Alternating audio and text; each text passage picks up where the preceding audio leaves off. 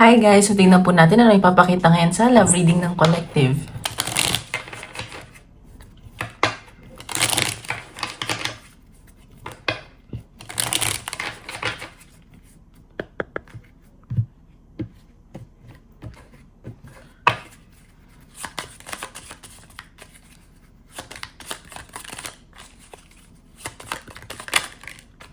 Okay, vision. So, nakikita ko dito, marami kayo iniisip, may mga visualize kayo, siguro nagma-manifest kayo, and this is your one of your ways to manifest your connection with your person.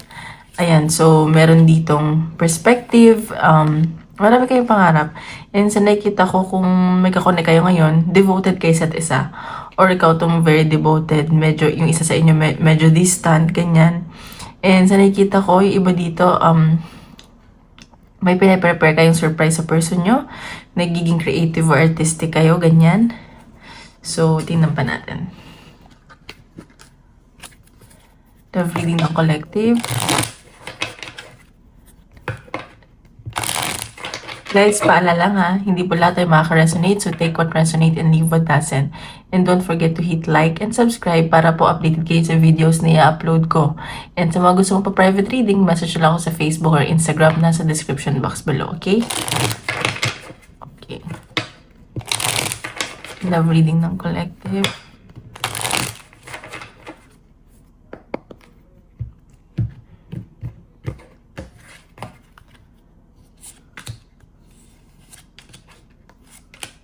Okay, sa nakikita ko dito, merong pagtatalo nangyari sa inyo ng person mo. Siguro napagod ka, ganyan, matagal kang nagpasensya, and meron ako nakikitang biglaang travel at communication. So, ayan, so, may bagong paparating sa'yo. And sa nakikita ko, medyo pataasan kayo ng pride ng person mo. Ikaw, may mga inayos kang documents, may bagong paparating sa'yo, and parehas na kayo nagdadalawang isip dito sa connection. Or ikaw to. And sa nakikita ko, itong person mo, medyo nababarkada, isip bata, immature, ganyan. May pinagseselosan siya dito na isang bata, katrabaho mo. Mas nakakabata, I mean. Ayun, so may mga inaayos kang documents, papeles, ganyan. May bigla ang message dito na parang nairita ka, ganyan, nainis. Ganon. So, tingnan pa natin. Love reading ng collective.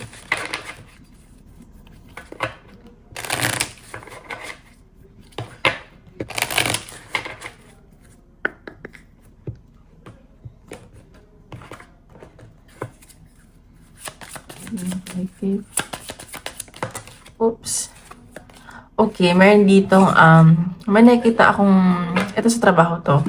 Siguro kung nagpapatigasan kayo, ayan, ito yung parang kapalit. Meron akong success at victory na paparating sa'yo, promotion, ganyan. And nakikita ko magiging positive lahat ng nilalakad mo. Sabi ko nga, may biglaan kang travel or tawag dito, nag-ayos ka ng mga papeles, kontrata, documents, and then magiging masaya ka. And sa nakita ko, siguro nag-isip din kayong magpakasal. May wedding ring ako nakikita. Tingnan natin. Doon napapasayo nyo naman isa't isa. Bakit ba kayo nag-aaway? Okay, love reading ng collective. Ayan, so, isa sa inyo, ina-isolate yung sarili. Ayan, parang, ano ba to? Yung ego, yun yung, pumapagitna sa inyo, ego, ganyan. Yung isa, siguro, yung person mo nalulungkot to. Nadadala na din ng ego niya, yung pag-isolate niya sa'yo at yung pag magiging matigas niya. Okay, love reading ng collective. Ayan no. So nakikita ko itong taong to, maawain to, and nakikita niya, meron siyang peace of mind sa'yo. Kasi nakikita niya, loyal ka, minahal mo talaga siya, ganyan, and gusto niya na magbago eh. Ayun no, sa kakasabi ko lang, may new beginning na paparating, may transformation, and nakikita ko niya, sobrang nababaitan sa'yo itong taong to. Like, yung mo talaga, pasensya, pagtsatsaga mo sa connection nyo at sa kanya, sobrang na-appreciate niya yun. Pero ba't di niya pinapakita? Tingnan pa natin.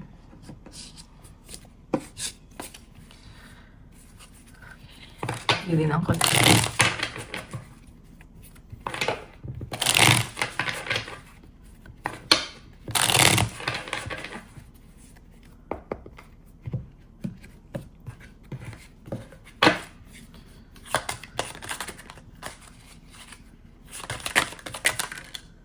Okay, so nakikita ko, gusto mo lang kasi ng peace of mind, kalmado lang yung energy mo ngayon. Mas iniisip mo yung inner peace mo, kahit na nagmamatigas ka. And sa nakikita ko, busy ka kasi, marami ka siguro, may business kang inaasikaso, marami kang ideas, ganyan. Parang, ano ba, malikot yung utak mo ngayon, ganun. Parang hindi mo masyado inisip yung connection ng person mo. Parang, okay, bahala ka dyan.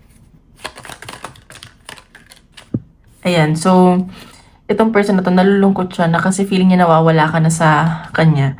And malaking kawalan ka sa taong to. Sobrang nalulungkot to. Alam, emotionally damaged yung nangyari.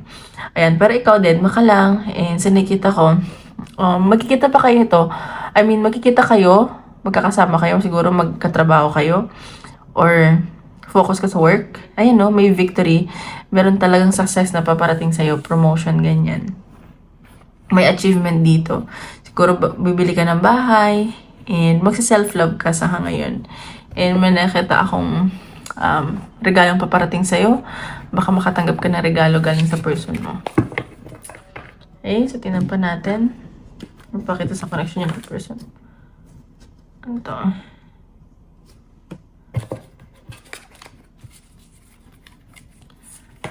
Pili na.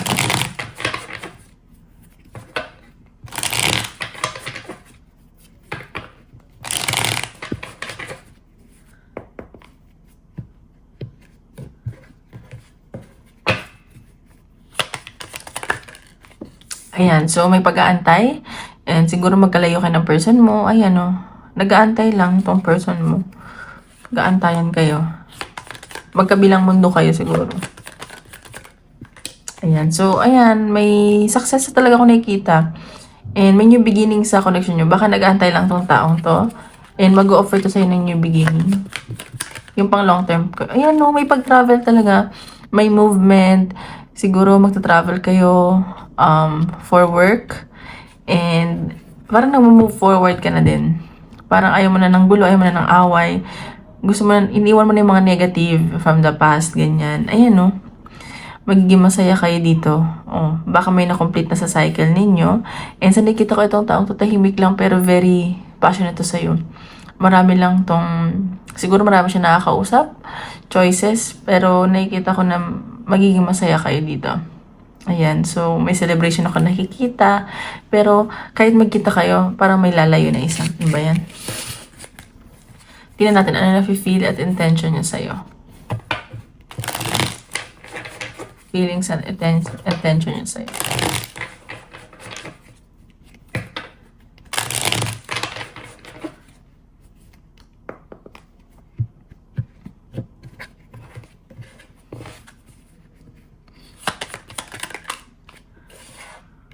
So, gusto niya na, Pentacles, gusto niya ng stability sa connection nyo.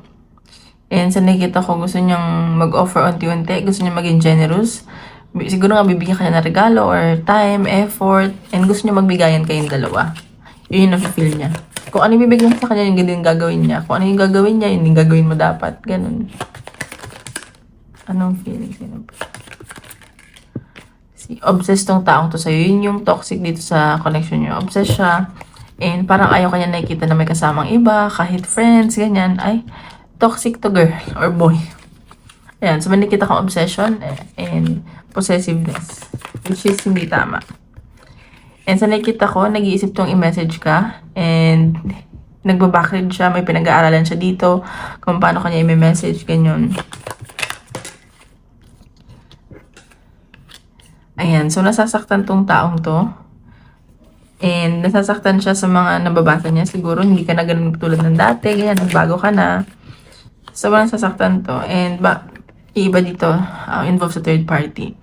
Lalapit to sa'yo pero mabagal yung pag-usad niya. Sobrang bagal. Kasi war on utak yung pinapagana nito. Sobrang patient nitong taong to. Ayun. So, tinan pa natin. Ano yung pwede?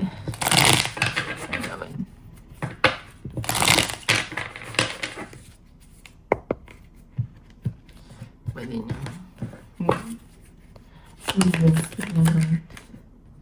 So, nahihirapan siya. Tatanggalin niya lahat. Mag-move forward to. Ayun o, mag-offer siya ng stability, And ipa-follow niya yung instinct niya, yung guts niya. Kasi nahihirapan na siya eh. Ayan no. Parang gagawa siya ng action. Magiging masaya. Pero may mga itatago pa rin siya. Pag-iisipan niya to. Ano ba natin? Anong dapat mo malaman sa person mo? Anong dapat mo malaman sa person mo?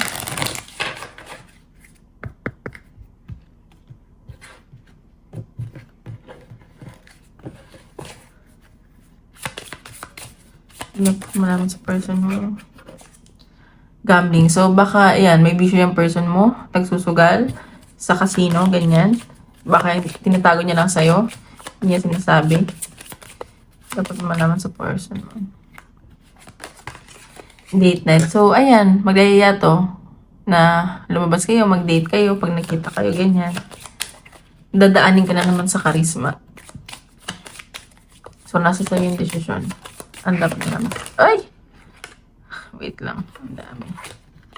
Isa lang po. Dapat mo naman sa person mo.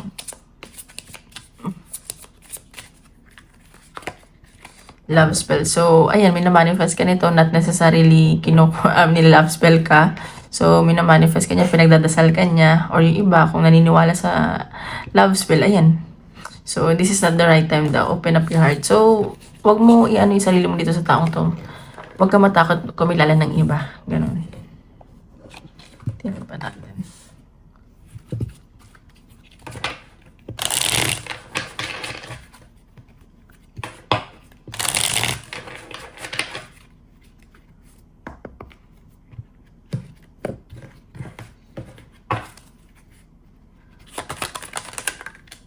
Party. So, ayan, mag-party ka, and mag-enjoy ka, or baka nagkakalala kayo nito ng tao to sa party, or yung person mo mahilig pumarty, ganyan. Ayan, no? Hindi siya nagpapakatotoo. Parang hindi niya pinapakita, or hindi mo pa talaga kilala kung sino siya. Hindi niya pinapakita kung sino talaga siya. Mag-ingat ka. Intimacy. Pero nakikita ko, yung nararamdaman niya real naman. Like, very intimate kayo, may bonding kayo, baka mag-bonding kayo.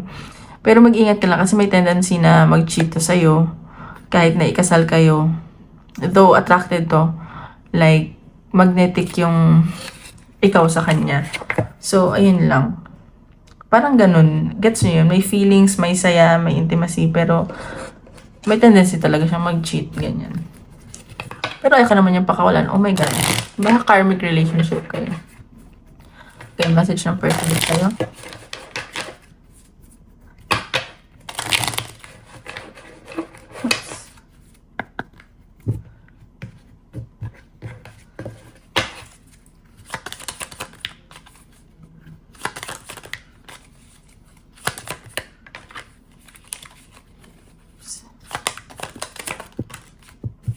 I knew I messed up everything. So, aminado naman siya. Alam niya na siya yung sumira sa connection niyo. Habang buhay niyang dadalhin niya yung guilt, yung konsensya, gano'n. Message ng person. I wish I could share my good news with you. So, ayan, gusto kanya balitaan, mga nangyari sa kanya, yung mga gandang bagay. Pero, napag-iira na siya ng pride eh. Gusto kanya i-message, gano'n. I want you. So, gusto ka talaga nitong taong to. Baka nasa lifestyle niya yung pag-cheat or kung manloloko man siya. Gusto kanya, ayun, it's time for me to heal now. So, may mga inner healing siyang na dapat gawin.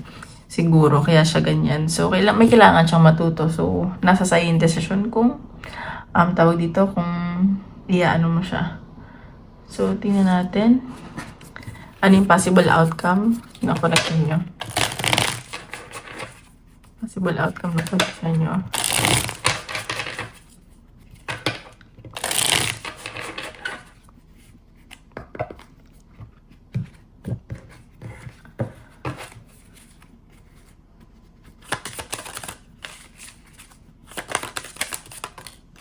Strength. So, magkakaroon to ng courage or mas magiging more confident ka. Nine of Swords. Itong taong to, hindi to makakatulog. May stress to kasi makikita niya na mas magiging masaya ka kahit wala siya. Ipapakita mo na very confident ka, ganun. Five of Wands. So, may gulo talaga or conflict talaga. Baka magkagulo kayo, mag-away kayo, ganyan. Sa nakikita ko, nasa sa'yo yung desisyon kasi baka masaktan ka lang o siya yung masaktan. Kasi parang siguro lalapit siya, pero ikaw parang ayaw mo na gano'n. Kasi na-realize niya yung halaga mo. Knight of, ayan no, gusto niya mag-offer sa'yo, magiging determined siya. Kasi nasaktan talaga to eh. Siguro nagtalo talaga kayo. Yan, Five of Cups. So, kahit mag-offer siya, tatanggihan mo na tong taong to. Tatanggihan mo na. And sobrang magsisisi to habang buhay. May bagong paparating sa'yo. And nakikita ko, mas gagawa siya ng move. And very, ayan no, kinikilig ako. May taong paparating sa'yo. Doon parang mas hahalagahan niyo yung isa't isa. And may partnership ka mafe-feel. And sa nakikita ko, maging patient ka lang daw kasi paparating na yun. Ayan o, hindi siya magiging toxic. Ayan, so baka fire sign yung paparating sa'yo. So, ayan. Goodbye na sa past. Tama lang yan.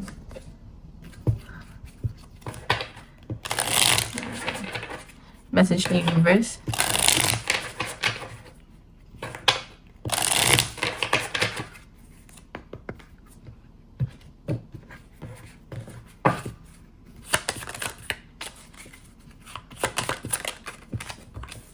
No, this will not succeed. So, ayan. So, baka hindi talaga kayo para sa isa't isa kasi may bagong paparating sa'yo. And, wag ka daw mag-give up sa love. Yun yung sa sense ko. Kasi, may paparating at paparating. Abundance and prosperity lies ahead. O, diba? Kasasabi ko lang. Ang galing ng cards. Ang galing ng spirit. Thank you, spirit, sa pag-guide. Ayan.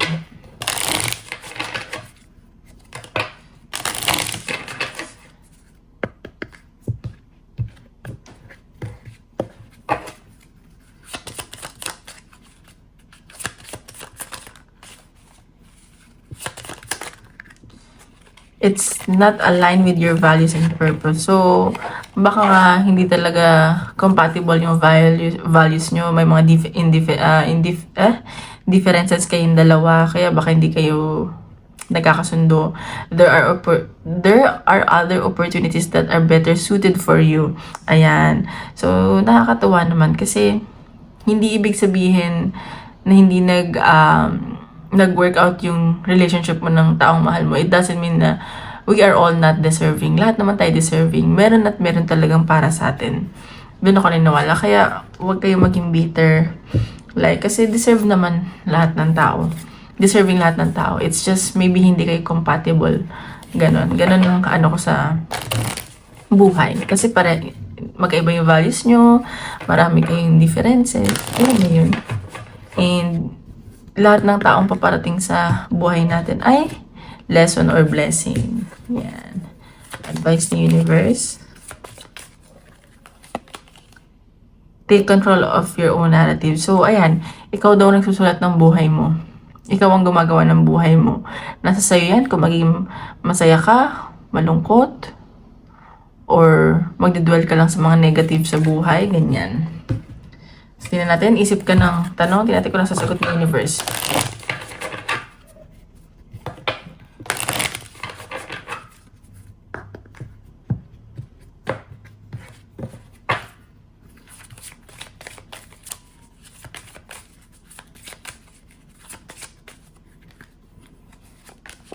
You are ready. So, ayan, ready ka na daw kung ano man yan. Improving health. So, ayan, ingatan mo yung health mo or kung may nararamdaman ka man, magiging okay na daw. So, yun lang guys. Maraming salamat po.